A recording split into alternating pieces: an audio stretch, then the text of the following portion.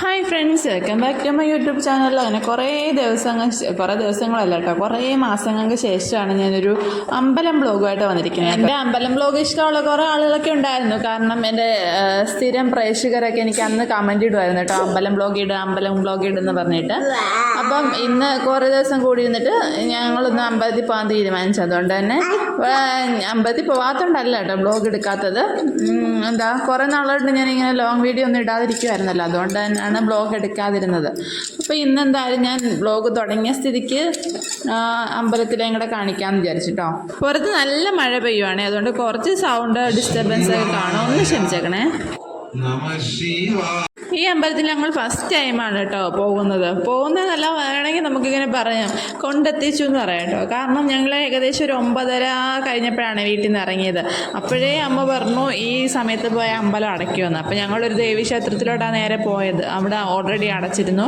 അതുകൊണ്ട് തന്നെ ഞങ്ങൾ എന്തായാലും എന്നെ കൊണ്ടുപോകുമെന്ന് പറഞ്ഞിട്ട് അത്രയും താമസിച്ചുകൊണ്ട് തന്നെ കൊണ്ടുപോകുമെന്ന് പറഞ്ഞിട്ട് ഇറങ്ങിയതാണ് കേട്ടോ.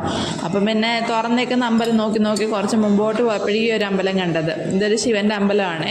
ഞങ്ങൾ ചെല്ലുന്ന സമയത്താണെങ്കിൽ അവിടെ മഹാമൃത്യുഞ്ജയ ഹോമം നടന്നുകൊണ്ടിരിക്കുമായിരുന്നു. ആദ്യമേ എന്ത് സംഭവം ഒന്നും മനസ്സിലായില്ല. ആളുകളൊക്കെ ഇങ്ങനെ പോകുന്നു എടുക്കുന്നു നിറയെ ആളുകളുണ്ടായിരുന്നു. ഒരു വലിയ അമ്പലമാണ്. അപ്പം ആളുകളൊക്കെ ഉണ്ടായിരുന്നു കേട്ടോ. പിന്നെ എനിക്ക് മനസ്സിലായത് മൃത്യുഞ്ജയ ഹോമത്തിൻ്റെ മന്ത്രം അവർ ജപിച്ചുകൊണ്ടിരിക്കുന്നതെന്ന്. പിന്നെ ഞങ്ങൾ കുറേ നേരം അമ്പലത്തിൽ തന്നെ ഇരുന്നു കേട്ടോ. കുറച്ച് ഇതൊക്കെ ഇത് തീരുന്നിടം വരെ നിന്നില്ല, എന്നാൽ ഏകദേശം സമർപ്പിച്ച് കഴിയുന്നിടം വരെയൊക്കെ ഇരുന്നിട്ടുണ്ടായിരുന്നു. അപ്പം പിന്നെ എല്ലായിടത്തും മഴയല്ലേ, തോരാത്ത മഴ കേട്ടോ. ഇവിടെ തോരാതെ മഴ പെയ്തുകൊണ്ടേ ഇരിക്കുക. അപ്പോൾ എല്ലാവരും മഴയുള്ളവരൊക്കെ ഒന്ന് കമൻറ്റ് ചെയ്യണം കേട്ടോ. എങ്ങനെയുണ്ട്, സേഫ് അല്ലേ? അങ്ങനെയൊക്കെ പ്രളയ മുന്നറിയിപ്പ് കൊടുത്തിട്ടുണ്ടല്ലോ. 4 ജില്ലകളിൽ നിന്ന് റെഡ് അലേർട്ടും പ്രഖ്യാപിച്ചിട്ടുണ്ട്. പക്ഷേ മഴ ഇങ്ങനെ പെയ്തുകൊണ്ടിരിക്കുന്നുണ്ട്. അപ്പം നമ്മുടെ കടക്കാം അല്ലേ. അപ്പോൾ ഇവിടെ ആ ഹോമകുണ്ടത്തിന് ഇങ്ങനെ തീയൊക്കെ ആക്കിക്കൊണ്ടിരിക്കുന്നുണ്ടായിരുന്നു കേട്ടോ. ഞങ്ങളതൊക്കെ കഴിഞ്ഞിട്ട് കുറച്ച് നേരം ആലിൻ്റെ ചവിട്ടി പോയി നിൽക്കാതെ പറഞ്ഞാൽ ഞാൻ ആലിൻ്റെ ചവിട്ടി വന്ന് കേട്ടോ. ഏട്ടനും പിള്ളേരും ഓൾറെഡി അവിടെ തന്നെ നിൽക്കുക കേട്ടോ. ഞാൻ അമ്പലത്തിൻ്റെ വ്യൂ കാണിച്ചു തരാം. ഫുള്ള് നല്ല രസം കേട്ടോ കാണാൻ വേണ്ടിയിട്ട്. അമ്പലം ഒരു പ്രത്യേക ഭംഗിയാണ് അമ്പലം കാണാൻ വേണ്ടിയിട്ട്. പിന്നെ ഞാൻ ഈ ആലിൻ്റെ അവിടെ എഴുതി വെച്ചിട്ടുണ്ടായിരുന്നു 7 വലത്ത് വെക്കാൻ. എന്നിട്ടൊരു മന്ത്രം അവിടെ എഴുതി വെച്ചിട്ടുണ്ടായിരുന്നു. മന്ത്രം പക്ഷെ ഞാൻ ജോലിയില്ല കേട്ടോ, എന്നാലും ഞാൻ 7 വലത്ത് വെച്ചിട്ടുണ്ടായിരുന്നു കേട്ടോ. ആ മന്ത്രം ചൊല്ലിയിട്ട് 7 വലത്ത് വെക്കാനാണ് പറഞ്ഞത്. പിന്നെ ആലല്ലേ, ഇപ്പം മന്ത്രം ചൊല്ലിയില്ല ഞാൻ, എന്നാലും വലത്ത് വെച്ചു. ഞങ്ങൾ കുറച്ച് നേരം വലത്ത് വെച്ച്. അപ്പുറത്തൊരു ഒരു ചേച്ചിയും ഒരു മോനോട് ഇരിപ്പുണ്ടായിരുന്നു കേട്ടോ. അപ്പോൾ ഇവളാണെങ്കിൽ ആ കൊച്ചിനെ കണ്ടുകൊണ്ട് അവൻ്റെ കൂടെ കളിച്ചുകൊണ്ടിരിക്കുമായിരുന്നേ, മഞ്ചാടി പറക്കുക. അപ്പം മഞ്ചാടി പറക്കിക്കൊണ്ട് പോകാനുള്ളൊരു ഉദ്ദേശമൊക്കെ ഉണ്ടായിരുന്നു പുള്ളിക്കാരിക്ക്. അപ്പം ഞാൻ സമ്മതിച്ചില്ലാണ്ട് ആ മോൻ കേട്ടോ അത് മഞ്ചാടി പറക്കുന്ന കണ്ടിട്ട് ഇവളും മഞ്ചാടി പറക്കാൻ നിൽക്കുമായിരുന്നു. ഒരു മഞ്ചാടി മരം ഉണ്ടെന്ന് തോന്നുന്നു അപ്പുറത്തല്ലേ. ഇവനങ്ങനെ മഞ്ചാടി വരത്തില്ലല്ലോ, അത് ഞാൻ ശ്രദ്ധിച്ചില്ല കേട്ടോ. അവിടെയൊക്കെ മഞ്ചാടി കിടക്കുന്ന കണ്ടപ്പം ഞാൻ പറക്കണ്ടെന്ന് പറഞ്ഞിട്ട് വഴക്ക് പറഞ്ഞ് ഇടിയിപ്പിച്ചു കേട്ടോ അവിടെ തന്നെ. അപ്പോൾ ഞങ്ങൾ കുറേ നേരമൊക്കെ നിന്നു. പിന്നെ അന്ന് ഞായറാഴ്ച ആയതുകൊണ്ട് പിന്നെ വലിയ പ്രത്യേകിച്ച് പണിയെന്ന് പറഞ്ഞാൽ രാവിലെ ഏട്ടൻ ചിക്കൻ വാങ്ങിച്ചു വെച്ചിട്ടുണ്ടായിരുന്നു. അപ്പോൾ അതൊരു പണിയുണ്ടല്ലോ. അപ്പോൾ അത് ഫ്രിഡ്ജ് വെക്കാതെ വന്നത്, പുറത്തെടുത്ത് വെച്ചിട്ട് വന്നത് കേട്ടോ. അതുകൊണ്ട് ഒരുപാട് നേരം നമുക്കിവിടെ നിന്ന് സമയം കളയാനും ഇല്ല, വീട്ടിൽ ചെല്ലണം കേട്ടോ. അതുകൊണ്ട് തന്നെ ഞങ്ങൾ തിരിച്ചു പോകാമെന്ന് വിചാരിച്ചു. അപ്പോൾ തിരിച്ചു പോകാനുള്ള ഇതാക്കും കേട്ടോ. അപ്പോൾ ഒന്ന് പോകുന്ന വഴിക്കാണെങ്കിൽ ഓൾറെഡി ഞങ്ങൾ കാപ്പി കുടിച്ചിട്ട് ആ വീട്ടിൽ നിന്ന് ഇറങ്ങിയത് കേട്ടോ. അതുകൊണ്ട് പോകുന്ന വഴിക്ക് ഒരു കടയിൽ കയറിയിട്ട് ജസ്റ്റ് ഒരു നാരങ്ങാവെള്ളം കുടിച്ചതേ ഉള്ളൂ, അതിൻ്റെ ഞാൻ എടുത്തിട്ടില്ല കേട്ടോ. അപ്പോൾ നമുക്ക് നേരെ വീട്ടിൽ പോയിട്ട് നമുക്ക് ചിക്കൻ കറിയുടെ കാര്യങ്ങളെല്ലാം കാണിക്കാം. ആ അമ്പലം കണ്ടില്ലേ, നല്ല രസമുണ്ട് കേട്ടോ. ഇനി എനിക്ക് വരണമെന്ന് ആഗ്രഹം. അപ്പോൾ ഞാൻ വെക്കുന്ന ചട്ടിയിലെ ചിക്കൻ കറി കേട്ടോ. അപ്പോൾ നമുക്ക് എണ്ണ ഒഴിച്ച് കൊടുക്കാം. ഞാൻ ഓൾറെഡി ചിക്കനൊക്കെ കഴുകി മസാലയൊക്കെ പുരട്ടി വെച്ചിട്ടാട്ടോ പോയത്. അപ്പോൾ നമുക്ക് എണ്ണ ഒഴിച്ചെടുത്തിട്ട് അതിനകത്തിട്ട് ഉള്ളി ഒന്ന് വാറ്റി കൊടുക്കാം കേട്ടോ. ഇത് 3-4 ഉള്ളി ഞാൻ എടുത്തിട്ടുണ്ടായിരുന്നു. അപ്പോൾ അത് മൊത്തം ഇട്ടിട്ട് കുറച്ച് ഉപ്പുകൂടി ഇട്ടിട്ട് നമുക്കൊന്ന് വാട്ടി കൊടുക്കാം. ഈ ചട്ടിയിലെ ചിക്കൻ കറിയുടെ റെസിപ്പിയൊക്കെ ഞാൻ ഓൾറെഡി ഷോർട്സ് ആയിട്ട് തന്നെ ഇട്ടിട്ടുണ്ട് കേട്ടോ. അത് കാണാത്തവരൊക്കെ ഒന്ന് കണ്ടു നോക്കണേ. ഇത് വലിയ പ്രയാസമുള്ള സാധാ ഒരാൾ ചിക്കൻ കറി വെക്കുന്ന പോലൊക്കെ തന്നെ. പിന്നെ ഞാൻ തന്നെ ചിക്കൻ കറി വെക്കുന്ന പലപ്പോഴും പല രീതിയിലാട്ടോ. ഒന്നെങ്കിൽ അങ്ങോട്ടും ഇങ്ങോട്ടും ഇൻഗ്രീഡിയൻസ് അങ്ങോട്ടും ഇങ്ങോട്ടും മാറ്റിയിടും, അല്ലെങ്കിൽ ഓരോ സമയത്ത് ഇടും. അങ്ങനെ എന്തെങ്കിലുമൊക്കെ മാറ്റങ്ങൾ വരുത്തിയിട്ടായിരിക്കും കേട്ടോ ഇടുന്നത്. എനിക്ക് അപ്പോൾ തോന്നുന്നത് എങ്ങനെയാണോ അങ്ങനെ തന്നെ ഞാൻ വെക്കുന്നത്. അതിനിടയ്ക്ക് ഞാൻ ആ പിറ്റേ ദിവസത്തിനുള്ള അപ്പത്തിനുള്ള അരിയും കൂടെ അരച്ചെടുക്കുക കേട്ടോ. അരിയും തേങ്ങയും കൂടെ കുറച്ച് ചോറോട് ചേർത്തിട്ട് അരച്ചെടുത്ത് മാറ്റി വെക്കുന്നുണ്ട്. പിന്നെ അത് രാവിലെ എണീറ്റിട്ട് കുറച്ച് സോഡാപ്പൊടിയും കൂടെ ചേർത്തിട്ട് കുറേ നേരം കൂടെ വെച്ചേക്കും കേട്ടോ. നമ്മൾ അപ്പം എടുക്കുന്നതിന് അരമണിക്കൂർ മുമ്പ് കുറച്ച് സോഡാപ്പൊടി ചേർത്തിട്ട് ഞാൻ വെക്കും കേട്ടോ. എല്ലാ ദിവസവും സോഡാപ്പൊടിയും ചേർക്കത്തില്ല. ഈ തേങ്ങാവെള്ളമൊക്കെ ഉണ്ടെങ്കിൽ അതൊക്കെ ഒഴിച്ചിട്ടൊന്ന് സെറ്റാക്കി വെക്കുന്ന ദിവസമാണെങ്കിൽ സോഡാപ്പൊടി ഒന്നും ഉപയോഗിക്കാൻ നിൽക്കത്തില്ല കേട്ടോ. നേരിട്ട് തന്നെ അങ്ങ് ചേർക്കും. നേരിട്ട് തന്നെ അമ്മ അപ്പം ചുട്ടെടുക്കും. അപ്പം ഞാൻ ഇടയ്ക്കൊന്ന് തുറന്ന് നോക്കിയപ്പോൾ അതൊന്ന് ഉള്ളി എന്നോ വഴണ്ടി വന്നിട്ടുണ്ടായിരുന്നു. അപ്പം നമ്മളാണെങ്കിൽ ഇഞ്ചിയും വെളുത്തുള്ളിയും ആദ്യമേ ഇടാൻ മറന്നുപോയി കേട്ടോ. അതുകൊണ്ടാണ് ഇപ്പോൾ ഇടുന്നതല്ലേ. ഞാൻ ഒന്ന് വഴറ്റിയിട്ട് അങ്ങ് ഇട്ടേനെ. ഇതാണെങ്കിൽ നമ്മൾ ആദ്യമേ നമ്മൾ ഇഞ്ചി വെളുത്തുള്ളി ഇടാത്തതെന്ന് പറഞ്ഞാൽ ഇനി നമ്മുടെ ചട്ടിയുടെ അടി പിടിക്കുന്നുണ്ട് കേട്ടോ. ചട്ടിയുടെ അടി പിടിച്ച് പോകണ്ടെന്ന് കരുതിയിട്ടാണ് ഞാൻ ആദ്യമേ ഇടാഞ്ഞത്. ഇത് സവാള വഴണ്ടതിൻ്റെ കൂട്ടത്തിലാണെങ്കിൽ അത്രയും അടിക്കും. പിന്നെ നോൺ സ്റ്റിക്ക് ആണെങ്കിൽ നമ്മളിതൊന്നും വരച്ചേണ്ട ആവശ്യമില്ലല്ലോ. അങ്ങനെ ഞാൻ നാളത്തെ അപ്പത്തിനുള്ള അരിയൊക്കെ അരച്ച് മാറ്റിയിട്ടുണ്ട് കേട്ടോ. പിന്നെ എൻ്റെ ജാറ് ചെറിയ ജാറായതുകൊണ്ട് 2 തവണ അരച്ചെടുക്കണമായിരുന്നു. പിന്നെ അതിൻ്റെ കൂടെ തേങ്ങയും ചോറും എല്ലാം വരുന്നുണ്ടല്ലോ. അപ്പോൾ പിന്നെ ഞാനൊന്ന് ഇളക്കിയിട്ട് അടച്ചു വെക്കുന്നുണ്ട്.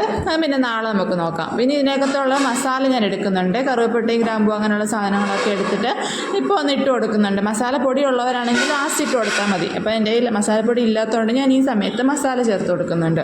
എന്നിട്ട് വീണ്ടും നല്ലപോലെ ഇളക്കി എടുക്കുന്നുണ്ട് കേട്ടോ. ഈ ഉള്ളി വഴണ്ടിനകത്ത് എപ്പോഴും ഞാൻ പറയാറുണ്ടല്ലോ, ഉള്ളി നല്ലപോലെ വഴണ്ടിയിട്ടേ ചിക്കൻ നല്ല ടേസ്റ്റ് കൂടും. അപ്പോൾ നമുക്ക് ഈ തക്കാളിയും കൂടെ കുറച്ചൊന്ന് അരച്ചെടുക്കാം. ഞാൻ എപ്പോഴും തക്കാളി അരയ്ക്കാൻ നിൽക്കാറില്ല. ചിലപ്പോൾ ഞാൻ കഷ്ണമായിട്ട് തന്നെ ഇടും, ചിലപ്പോൾ തക്കാളി ഇടാറുമില്ല കേട്ടോ. ചിക്കൻ എൻ്റെ ബാക്ക്ഗ്രൗണ്ട് മ്യൂസിക് അത് നിങ്ങളൊക്കെ ശ്രദ്ധിക്കുകയേ വേണ്ട. കാരണം ഞാൻ ഒരുപാട് മിണ്ടായിരിക്കും പറഞ്ഞിട്ടൊന്നും ഒരു രക്ഷയില്ല കേട്ടോ.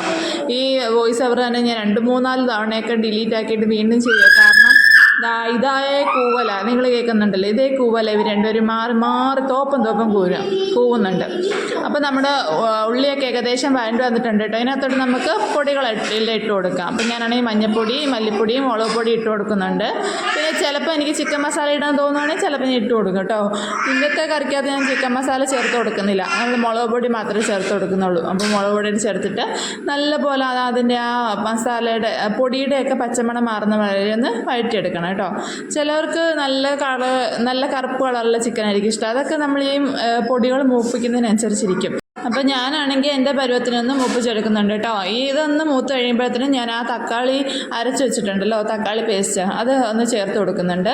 ഇതാണെങ്കിൽ നമ്മളിപ്പോൾ ഇത് പ്രത്യേകം തക്കാളി വേവുന്നത് വരെ വെയിറ്റ് ചെയ്യണ്ടല്ലോ. ഇതാകുമ്പം തക്കാളി പേസ്റ്റ് ആകുമ്പം പെട്ടെന്ന് അതുമായിട്ടൊന്ന് വെന്ത് കിട്ടും കേട്ടോ. ഇനിയും തക്കാളി ആ ഒരു പേസ്റ്റ് കൂടെ ഒന്ന് വേവുന്നിടം വരെ നമുക്ക് ഒന്നുകൂടെ ഒന്ന് വഴറ്റിയിട്ട് കൊടുക്കാം. അല്ലെങ്കിൽ ഒന്ന് അടച്ചു വെച്ച് വേവിച്ചാലും മതി കേട്ടോ.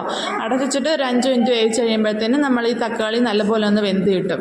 അത് കഴിഞ്ഞിട്ട് നമുക്ക് ആവശ്യത്തിനുള്ള വെള്ളം കൂടെ ചേർത്തിട്ട് ഇട്ടാൽ മതി. അപ്പം ഞാനൊന്ന് നല്ലപോലെ ഒന്ന് തക്കാളി ഒന്ന് വഴറ്റിയിട്ട് നല്ലപോലെ തക്കാളിയൊക്കെ വെന്തിട്ടിട്ടുണ്ട് കേട്ടോ. ഇനി ഞാൻ ആവശ്യത്തിനുള്ള വെള്ളം കൂടെ ചേർത്തിട്ട് ഒന്ന് തിളപ്പിച്ചെടുക്കാം. ഈ വെള്ളം തിളച്ച് കഴിയുമ്പോൾ നമുക്ക് ആ ചിക്കനും ഇട്ട് കൊടുക്കണം കേട്ടോ. അത്രേ ഉള്ളൂ നമ്മുടെ പണി.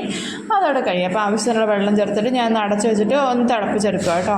ഇതാ നമ്മുടെ വെള്ളം നല്ലപോലെ വെട്ടി തിളച്ച് വന്നിട്ടുണ്ട്. ഈ സമയത്ത് നമുക്ക് ആ ചിക്കൻ പീസ് ഇട്ട് കൊടുക്കാം. പിന്നെ ചിക്കൻ പീസ് ഞാൻ മൊത്തം ഇട്ട് കൊടുക്കുന്നുണ്ട്.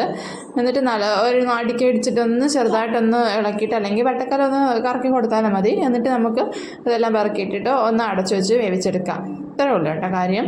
പിന്നെ മല്ലിയിലൊക്കെ ഇഷ്ടമുള്ളവരൊക്കെ മല്ലിയിലൊക്കെ ഇട്ട് കൊടുക്കണം. എനിക്ക് പിന്നെ അത് അങ്ങനെ മല്ലിയിലോടൊന്നും വലിയ ഇൻട്രസ്റ്റ് ഇല്ലാത്തതുകൊണ്ടും പിന്നെ നമ്മൾ വാങ്ങിക്കാത്തതുകൊണ്ടും ഞാൻ അതൊന്നും ഇട്ട് കൊടുക്കുന്നില്ല കേട്ടോ. എനിക്ക് ഇൻട്രസ്റ്റ് ഇല്ലാത്തതുകൊണ്ട് ഞാൻ അങ്ങനെ വാങ്ങിക്കാറില്ല.